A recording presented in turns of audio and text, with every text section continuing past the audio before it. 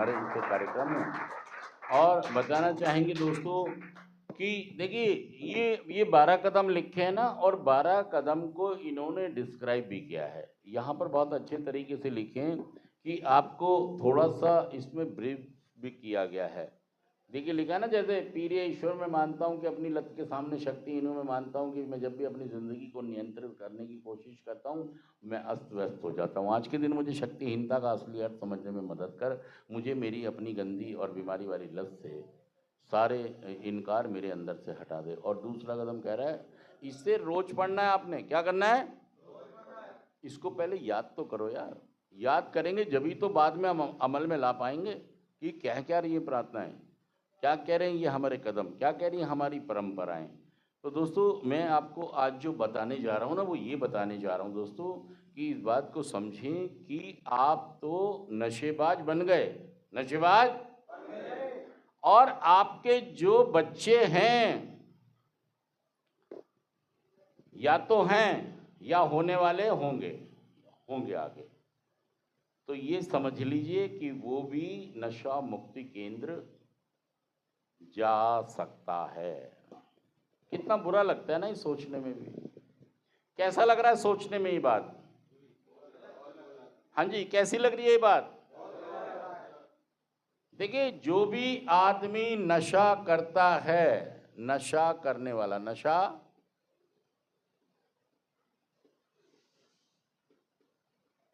अर्थात एडिक्ट कह लीजिए ना, जो भी एडिक्ट्स हैं इनके जो बच्चे होंगे उनकी 4 तरह की पर्सनैलिटी डेवलप हो सकती हैं भाई साहब। क्या हो सकती हैं?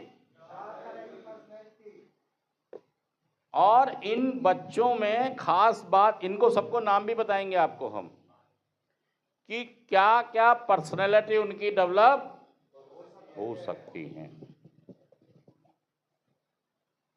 और इनमें बहुत संभावनाएं रहेंगी इन बच्चों में। किसके बच्चे? एडिक्ट के बच्चे। जो एडिक्ट वही है जो नशा मुक्ति केंद्र तक, क्योंकि उससे पहले उसके घर वाले बहुत सारी उसको हाथ जोड़ रहे होते हैं, पैर पकड़ रहे होते हैं कि बेटा,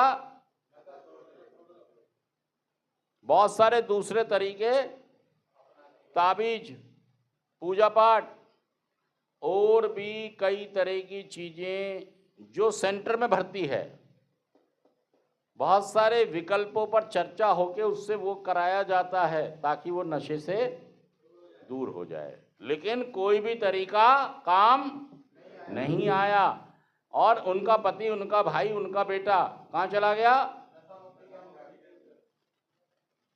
अब मैं ये कह रहा हूं कि जो व्यक्ति एडिक्ट है, जो नशा मुक्ति केंद्र में आया है, जो एडिक्ट है, अब या तो इसके बच्चे हैं, या तो बच्चे और या होंगे, तो समझ लीजिए कि उनको भी प्रॉब्लम, 4 तरह की पर्सनैलिटी डेवलप होंगी। फिर उस बच्चे का नशेबाज बनना तय है। ऐसा बहुत सारी बार देख लिया गया है, सबूत मौजूद हैं, एविडेंस इज क्लियर कि नशा करने वालों के, एडिक्टों के बच्चे भी 4 तरह की पर्सनैलिटी में बदल सकते हैं। वो जिद्दी, गुस्से वाले, विद्रोही, जोकरपना, अपनी चलाना, मतलब बहुत सारी ऐसी क्रूटियां, इन सबको नाम दूंगा मैं, अगली बार आऊंगा तो इनके नाम है पर्सनैलिटी के। जो बच्चे की पर्सनैलिटी डेवलप होगी ना, इनके नाम हैं। और इन बच्चों को बहुत ज़्यादा संभावनाएं रहेंगी किसी भी एडिक्शन में जाने की। सवाल आपके एडिक्शन का नहीं है, सवाल तो अब ये भी आ गया है कि आपके बच्चे भी, जो भारत का यूथ है, जो युवा है, 60%, कितना? 60% युवा है। क्या है? मतलब 35 साल से कम। कितने से? 35 साल से कम के लोग भारत में रहते हैं। और कितने % हैं ये 35 साल से कम? इसका मतलब भारत युवा है। और जो भारत का युवा नशे की तरफ जा रहा है, इसमें आप भी भरपूर सहयोग कर रहे हैं। सच कह रहा मैं, झूठ कह रहा हूं? आप पूरा सहयोग कर रहे हैं कि भारत का युवा बर्बाद हो जाए, तबाह हो जाए, भारत का भविष्य तबाह हो जाए। जितने लोग आप नशा मुक्ति केंद्र में बैठे हैं, कहीं ना कहीं इनडायरेक्टली आपके बच्चों पर भी फर्क पड़ेगा। और देखिए, हर आदमी एक पॉजिटिव संदेश देता है अपने परिवार को, समाज को, है ना? आप कैसे दे रहे हैं? कैसा संदेश दे रहे हैं समाज को, दुनिया को? अच्छा बुरा? बुरा संदेश पहुंचा रहे हो आप अपने व्यवहार, एटीट्यूड, नजरिए से। जो जीवन आपका चल रहा है उससे क्या मैसेज जा रहा है? बर्बाद हो जाओ, तबाह हो जाओ, नशे में बड़ा मजा है। क्या मैसेज दे रहे हो? बर्बाद हो जाओ, तबाह हो जाओ, सारों को नशे में डाल दो, भारत को खतरे में डाल दो, नशा करो। और जस्टिफाई करते हो आप, मैं तो थोड़ा थोड़ा करता हूँ, कभी कभी करता हूँ, महंगे वाला नहीं सस्ता वाला करता हूँ, मैं तो अपनी कमाई से भी नशा कर लेता हूँ, मैं तो चोरी करके भी नशा। मतलब उसको आप जस्टिफाई कर रहे हैं, सफाई कर रहे हैं कि मैं जो नशा कर रहा हूँ उससे किसी का नुकसान। भाई साहब, सब नुकसान कर रहे हो आप, अपना भी कर रहे हो, अपने बच्चों का। 4 तरह की पर्सनैलिटी डेवलप होंगी, 1 2 3 4 तरह की पर्सनैलिटी उन बच्चों की डेवलप होगी जो एडिक्टों के बच्चे हैं। अनिल, कितनी देर हो गई? अगर आप अपने बच्चों को बचाना चाहते हो तो इस बात को समझें आप। अगर आप अपने बच्चों को बचाना चाहते हैं, किससे? जो जीवन आप जी रहे हैं।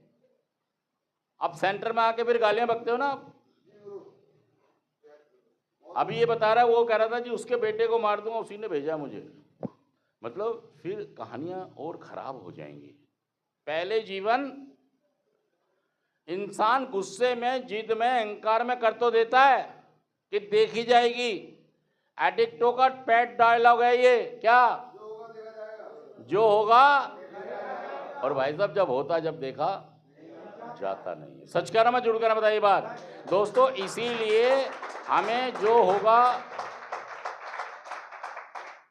होगा हम देखने वाले हालातों में नहीं हैं। हमारा जेब भी खाली है, हमारा बैंक भी, हमारे रिश्ते भी। रिश्ते खाली मतलब किसी को हम बोलेंगे भाई साहब 1 लाख रुपए पहुंचा दो, भाई साहब 10,000 भी नहीं पहुंचाएगा। सच कह रहा हूँ, झूठ कह रहा हूँ? मैं यही कह रहा हूँ कि आपके रिश्ते भी सारे खराब हो चुके हैं।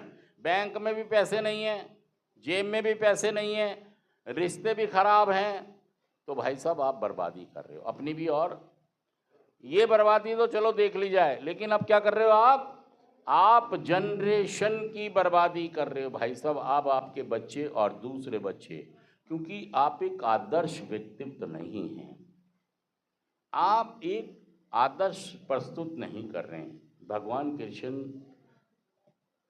ने एक उपदेश दिया था कि जो सृष्टि को चलाने में सहायक होते हैं, हमें ऐसी चीजें करनी चाहिए जो सृष्टि को चलाने में, आगे बढ़ाने में सहायक हों।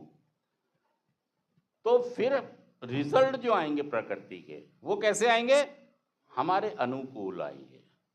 और अगर हमने सृष्टि को चलने में हमने रुकावटें पैदा की, बाधाएं पैदा की, तो परिणाम प्रतिकूल आएंगे, मतलब विपरीत आएंगे, रिएक्शन आएगा।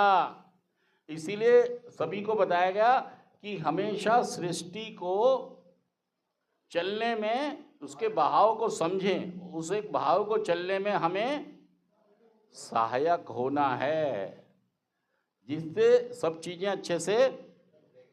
वैसे ही अगर हमें अपने घर में सब चीज़ें सही चलानी हैं तो हमें उस बहाव को समझना होगा और सबसे पहले इनिशिएटिव लेके, पहल करके उस एक कार्यक्रम को मदद करनी होगी कि हमारा घर अच्छे से।